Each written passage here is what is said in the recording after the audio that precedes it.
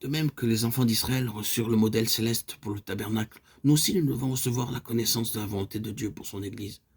Un ouvrier ne pourra pas édifier une maison sans en connaître son plan. De même, nous ne pouvons servir à l'édification de l'Église de Dieu qu'en connaissant son modèle céleste pour l'Église.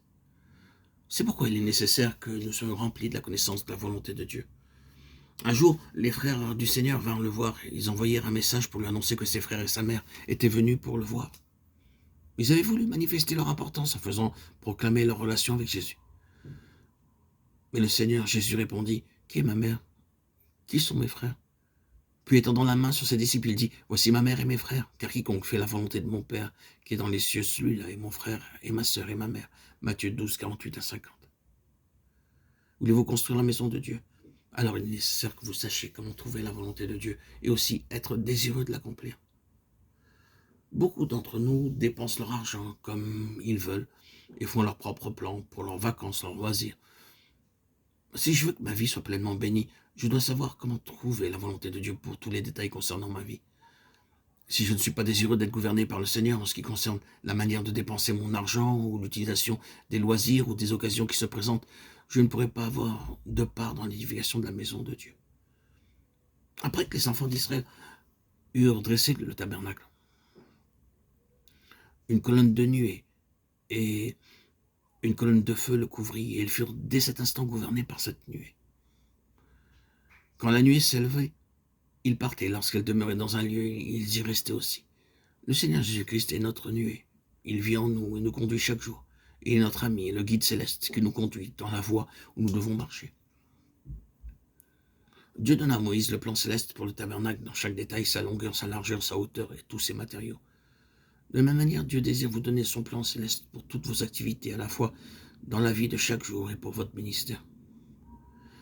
Si vous désirez être contrôlé par le Seigneur, il doit demeurer en vous, œuvrer à travers vous et vous révéler sa gloire pour vous. Deuxièmement, avant de pouvoir apporter une offrande au Seigneur, avant de pouvoir lui construire un sanctuaire, vous devez en tout premier lieu être lavé par le sang de Christ. Autrement, vous n'aurez aucune part dans la maison de Dieu. Dieu n'acceptera pas votre argent ou quelque autre offrande que vous pourriez lui apporter. À cause de cela, nous disons et répétons dans nos rassemblements que ceux qui ne sont pas nés de nouveau ne doivent pas mettre leur argent dans la boîte aux offrandes. Vous pouvez donner votre argent là où vous voulez, mais dans la maison de Dieu, seuls ceux qui ont été lavés par le sang de Christ ont le droit d'apporter leur offrande. Pouvez-vous dire véritablement et joyeusement que vos péchés ont été pardonnés et que vous avez été lavés par le sang du Sauveur? Je rends grâce à Dieu, car il m'a lavé par son sang il y a 57 ans et 10 mois. J'étais un grand pécheur et un blasphémateur, mais mon Seigneur Jésus m'a cherché et m'a sauvé à cause de son amour infini et de sa miséricorde. Lorsque la reine Élisabeth visita l'Inde, plusieurs édifices dans différentes villes furent préparés pour son séjour. Elle ne resta que très peu de jours dans chacun de ces édifices. Et cependant, chaque édifice fut préparé très soigneusement, car il devait être digne de Sa Majesté la Reine d'Angleterre. Combien plus la maison de Dieu devrait-elle être une demeure digne pour notre Seigneur?